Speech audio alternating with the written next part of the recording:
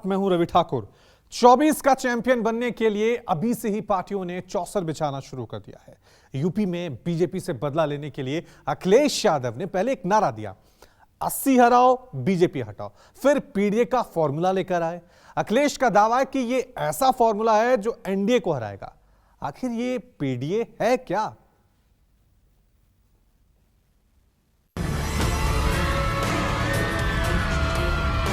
हैं जिसने उत्तर प्रदेश फतह कर लिया, दिल्ली की गद्दी का वही मालिक बन जाता है। 2024 का भी चैंपियन बनने के लिए रास्ता उत्तर प्रदेश से होकर दिल्ली पहुंचता है। और हो भी क्यों ना, क्योंकि देश भर से जीतकर दिल्ली पहुंचने वाले सांसदों की संख्या सबसे ज्यादा उत्तर प्रदेश से होती है। देश को सबसे ज्यादा प्रधानमंत्री देने वाला राज्य भी उत्तर प्रदेश ही है।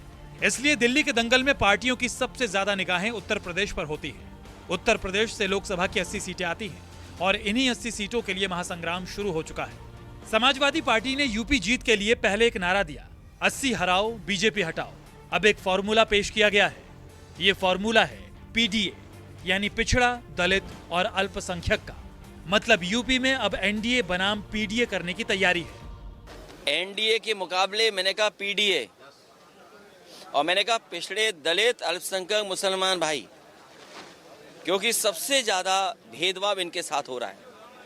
मैंने किसी को एक्सक्लूड नहीं किया है, सबको शामिल करते हुए कहा और कहा कि 80 हराओ भाजपा हटाओ, क्योंकि उत्तर प्रदेश में 2014 से ही जीत रहे हैं, तो 24 में इनका जाना तय है। क्योंकि इनके पास महंगाई का सवाल जवाब नहीं है।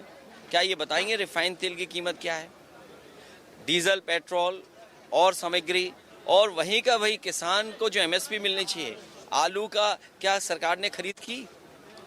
विधानसभा में सरकार ने कहा कि हम आलू खरीदेंगे, बताओ कितना आलू खरीदा? सियासी पंडित कहते हैं कि जिसने पिछड़ों, दलितों और अल्पसंख्यकों को साध लिया वो 24 का संग्राम जीत जाएगा। अगर यूपी में मुसलमानों की सियासी ताकत की बात करें तो उत्तर प्रदेश में 3 करोड़ 84 लाख मुसलमान हैं। यूपी में करीब 20% मुस्लिम वोट है।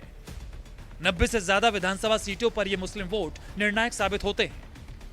29 लोकसभा सीटों पर इन मुस्लिम वोटर्स का असर है। मुस्लिम वोट बटे तो बीजेपी को फायदा होना तय है। समाजवादी पार्टी के मुखिया श्रीमान अखिलेश यादव जी एक भविष्य वक्ता के रूप में कुछ न कुछ वक्तव्य देते रहते हैं, लेकिन उनसे बड़ी भविष्य वक्ता, उनसे बड़ी ताकत उत्तर प्रदेश की सम्मानित जनता है, जिसने 2014 में के लोकसभा चुनाव में, 2017 के उत्तर प्रदेश के विधानसभा चुनाव में, पुनः 2019 के उत्तर प्रदेश के लोकसभा चुनाव में और 2022 के विधानसभा चुनाव में समाजवादी पार्टी, कांग्रेस और बसपा सहित जातीय गुणागणित के दलों को खारिज करने का काम किया। उत्तर प्रदेश में जो भर्ती हो रही है, खास करके उत्तर प्रदेश के संदर्भ में 68,000 की भर्ती हुई, 68,500 की, और 22,000 दलित पिछड़ों का हक एक जाति को दे दिया जाता। उत्तर प्रदेश के एग्रीकल्चर के 5 के 5 यूनिवर्सिटी में सारे के सारे कुलपति मुख्यमंत्री के स्वजाति बनते हैं। यहीं बुंदेलखंड के एक विश्वविद्यालय में भर्ती होती है, सब मुख्यमंत्री के स्वजाति बनते हैं। तो पिछड़ों, दलितों, अल्पसंख्यक का वोट लेकर के और उसके साथ दुर्भावना का व्यवहार करना और उसको बहुत तरीके से ये प्रयास करना कि किस तरह से ये वर्ग सभी तरह के भागीदारी से वंचित रह जाए। हमारा अखिलेश यादव जी से कोई डांड मेड़ का झगड़ा थोड़ा है, हमारा विचारों का झगड़ा है। बीजेपी 29 दलों का गठबंधन मिला करके सरकार चला रही है ना देश में, तो यहाँ भी अगर सभी लोग गठबंधन, विपक्ष के सभी नेता एकजुट होकर गठबंधन बना लें तो क्या दिक्कत है? विपक्ष के लोग जो गठबंधन कर रहे हैं, ये गठबंधन बना ले, मायावती जी को, सोनिया जी को एक साथ ले लें और हमको 2 घंटे बाद बता दें, हम उनके मंच पे उनसे पहले पहुंच जाएं। जो थ्योरी वो दे रहे हैं वही तो मायावती जी की थ्योरी है। वो भी बहुजन समाज की बात करती हैं, लेकिन कांग्रेस पार्टी समाज को तोड़ के बात नहीं करती। Congress party OBC, Congress party upper caste, Congress party मुसलमान, कांग्रेस पार्टी दलित, सबको साथ लेकर चलती है। हमारी लड़ाई सत्ता के लिए नहीं है। हम देश के लिए कंप्रोमाइज़ नहीं कर सकते। हम सबकी, सारी जनता को साथ लेकर चलेंगे और सारी जनता ही इस भारतीय जनता पार्टी को बाहर का रास्ता दिखाएगी। समाजवादी पार्टी के नेता और चीफ जो हैं वो सपने देख रहे हैं और सपना सब देख सकते हैं। मुझे भी कल फ़ोन आया था और मुझसे कहा गया कि आप गाज़ियाबाद से चुनाव लड़िए, लेकिन तब तक मेरी एक और फ़ोन की घंटी बजी, मेरा सपना टूट गया। तो ये सपना है, अखिलेश यादव देख रहे हैं। खुद मुझे लगता है इस बार मैनपुरी वाली सीट भी अखिलेश यादव हार जाएंगे। अभी चुनाव में 2024 के चुनाव में कुछ समय है और सभी विपक्षी पार्टियों के एक आम सहमति इस विषय पर बनती जा रही है। फिर भी जो इसको अंतिम रूप देने के लिए सभी पार्टियों को इकट्ठे होकर बात करनी होगी, एजेंडा बनाना होगा और फिर उसके लिए तैयारी हो। हिमाचल और कर्नाटक जीतने के बाद कांग्रेस मजबूती के साथ उभर रही है। ऐसे में कांग्रेस के कार्यकर्ताओं को लगता है कि 2024 की लड़ाई राहुल की अगुवाई में होनी चाहिए। हालांकि कांग्रेस ने आधिकारिक तौर पर अभी ऐसा नहीं कहा है, लेकिन जो लोग विपक्ष की एकता का चेहरा बनना चाहते हैं वो खुद अब असुरक्षित महसूस करने लगे हैं, चाहे ममता हो, केजरीवाल हो या फिर अखिलेश यादव। इसलिए अब कांग्रेस को कहा जा रहा है कि वो मजबूत नहीं है, वो क्षेत्रीय पार्टियों के लिए मैदान खाली कर दे। अखिलेश का 80 का नारा भी इसी तरफ इशारा करता है। एनडीए के मुकाबले मैंने कहा पीडीए और मैंने कहा पिछड़े दलित अल्पसंख्यक मुसलमान भाई, क्योंकि सबसे ज्यादा भेदभाव इनके साथ हो रहा है। मैंने किसी को एक्सक्लूड नहीं किया है, सबको शामिल करते हुए कहा और कहा कि 80 हराओ, भाजपा हटाओ, क्योंकि उत्तर प्रदेश में 2014 से ही जीत रहे हैं, तो 24 में इनका जाना तय है। दोनों पार्टियों ने मिलकर क्या दिया आपको? 50 साल कांग्रेस ने राज करा, 18 साल बीजेपी ने राज करा। कोई स्कूल बनवाए आपके लिए? कोई अस्पताल बनवाए आपके लिए? कोई सड़कें बनवाई आपके लिए? एक ही चीज दी इन्होंने, केवल भ्रष्टाचार, भ्रष्टाचार, भ्रष्टाचार। दोनों पार्टियों ने मिलकर भ्रष्टाचार दिया। मेरे को पता चला सरकारी नौकरी के लिए भी रिश्वत देनी पड़ती है, बिना रिश्वत दिए सरकारी नौकरी नहीं मिलती। गलत तो नहीं कह रहा भाई साहब? पैसे देते हैं तो सरकारी नौकरी मिलती है। 2014 के लोकसभा चुनावों की बात करें तो बीजेपी ने यूपी की 80 लोकसभा सीटों में से 71 पर जीत दर्ज कर विरोधियों को चारों खाने चित कर दिया था। एक तरफ अखिलेश बीजेपी को चुनौती दे रहे हैं तो दूसरी तरफ बीजेपी की तैयारी भी कम नहीं है। लोकसभा चुनाव में अभी 1 साल बाकी है, लेकिन अभी से ही 2024 के लिए बीजेपी ने एक अलग रणनीति तैयार की है। जब 2024 के चुनाव धीरे धीरे करीब आ रहे हैं तो उन 66 सीटों पर भी फोकस शुरू हो गया है जिस पर पहले से ही कमल खिल चुका है, यानी पार्टी किसी भी सीट को हल्के में नहीं लेना चाहती। इसकी वजह 2019 का चुनाव है, जहां पार्टी ने 12 ऐसी सीटों को खो दिया था जहां 2014 के चुनाव में उसे जीत मिली थी। पीडीए का मतलब मैं बता दे रहा हूँ, पीडीए का मतलब पी फॉर परिवारवाद, डी फॉर दंगा, ठीक है, और ए फॉर अपराधियों का संघ। इसलिए वो पीडीए उनका वो नहीं है, वो पिछड़े दलित ने उनको नकार, और अल्पसंख्यक की बात करते हैं, वो पीडीए ने उनको नकार दिया, पिछड़ा वर्ग उनको छोड़ चुका है, वो परिवारवादी है। और दलित तो उनको कभी देख नहीं सकता क्योंकि सत्ता में रहते हुए उन्होंने दमन किया है। मतलब ये कि बीजेपी हो या कांग्रेस या फिर समाजवादी पार्टी हो या फिर बीएसपी, 2024 में यूपी की 80 सीटों पर विजय पताका फहराने वाले 80 मेध यज्ञ का अनुष्ठान करने में फिलहाल कोई भी किसी से पीछे नहीं रहना चाहता। अशोक तिवारी, लखनऊ, न्यूज़ 24।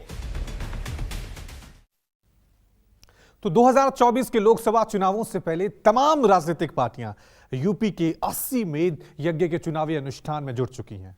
तमाम नेताओं का दावा है कि उनका घोड़ा ही सबसे तेज भागता हुआ यूपी के तमाम 80 सीटों पर अपनी विजय पताका फहराएगा।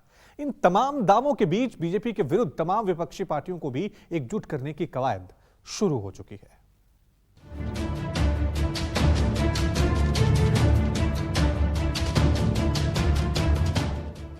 देश में विपक्षी एकता का बीड़ा इन दिनों बिहार के मुख्यमंत्री नीतीश कुमार ने उठा रखा है। वो हर दिन अलग अलग दलों के नेताओं के साथ मुलाकात कर रहे हैं। मिशन 2024 के लिए विपक्ष की रणनीति का ताना बाना बुन रहे हैं। देश के सियासी मिजाज को बारीकी से टटोलने में माहिर नीतीश बखूबी जानते हैं कि यूपी की नब्ज को साधे बगैर 24 में मोदी और योगी की जुगलबंदी से पार पाना करीब करीब नामुमकिन होगा।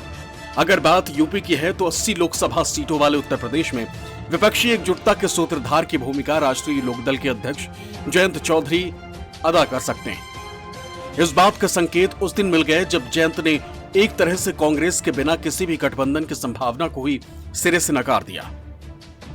अब सभी की निगाहें 23 जून को होने वाले उस बैठक पर हैं, जब देश भर के तमाम विरोधी पार्टियों के बड़े नेता मोदी और योगी की यूपी के 80 मेध यज्ञ का घोड़ा रोकने की रणनीति बनाने के लिए पाटलिपुत्र में जमा होंगे। पश्चिमी उत्तर प्रदेश में जयंत चौधरी जी हों, चाहे चंद्रशेखर आजाद जी हों, इनके साथ समाजवादी पार्टी का गठबंधन है और गठबंधन के साथ क्या समीकरण बनाए जा सकते हैं, किस तरीके से 2024 का चुनाव आसानी से जीता जा सकता है, उसके लिए लगातार समाजवादी पार्टी और घटक दल प्रयासरत हैं। 23 जून को पटना में जो बैठक हो रही है उससे पूरे उत्तर भारत की राजनीति पे एक बड़ा असर पड़ेगा। जिस तरह से भारतीय जनता पार्टी ने पिछले 9 साल में देश को गर्क में ले जाने का काम किया है, निश्चित तौर पे देश में महंगाई बढ़ी है, बेरोजगारी बढ़ी है, भ्रष्टाचार बढ़ा है।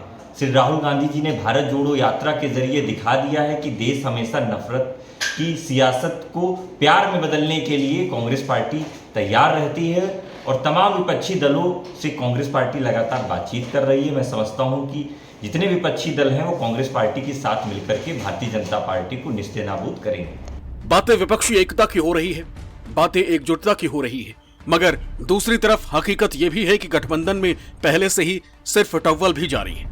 अभी भला कितने दिन हुए जब निकाय चुनाव के दौरान आरएलडी और समाजवादी पार्टी के सियासी अदावत सारी दुनिया के सामने सरेआम हो गई।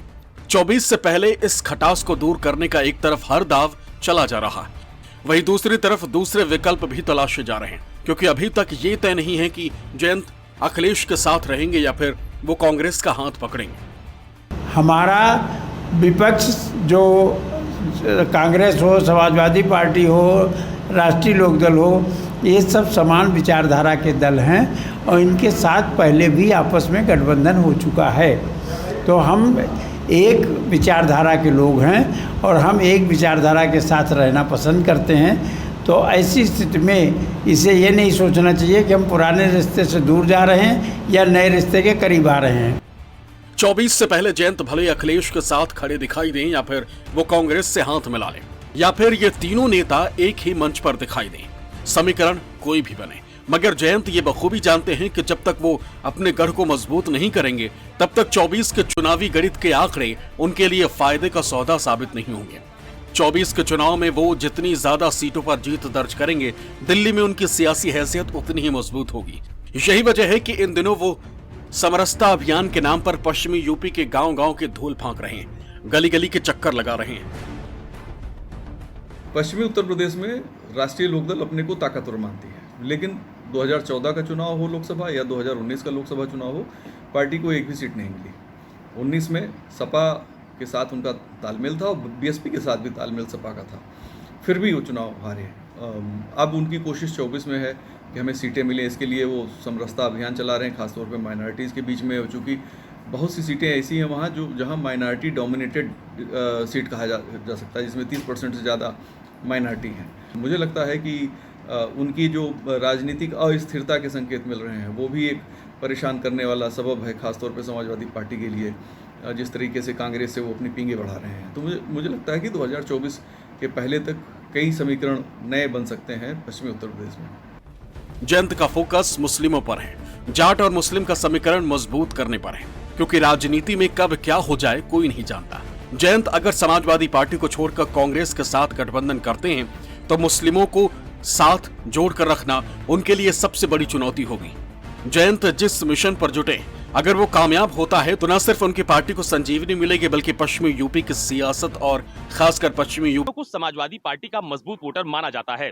पिछले विधानसभा चुनाव में खासकर पश्चिमी उत्तर प्रदेश में जाट और मुस्लिम समीकरण साधने के लिए जयंत चौधरी और अखिलेश यादव ने काफी कोशिश भी की थी, लेकिन उसका बहुत ज्यादा फायदा पार्टी को मिलता हुआ नजर नहीं आया है। अब पार्टी के रणनीतिकार इस बात को मानते हैं कि आने वाले लोकसभा चुनाव में अगर गठबंधन का कोई नया स्वरूप बनता भी है तो खासकर पश्चिमी यूपी में जाट और मुस्लिम का समीकरण उन्हीं के साथ रहे। यही वजह है कि राष्ट्रीय लोकदल ने पश्चिमी उत्तर प्रदेश में समरसता अभियान भी शुरू किया है। कैमरा पर्सन सचिन सैनी के साथ अशोक तिवारी, लखनऊ, न्यूज़ 24।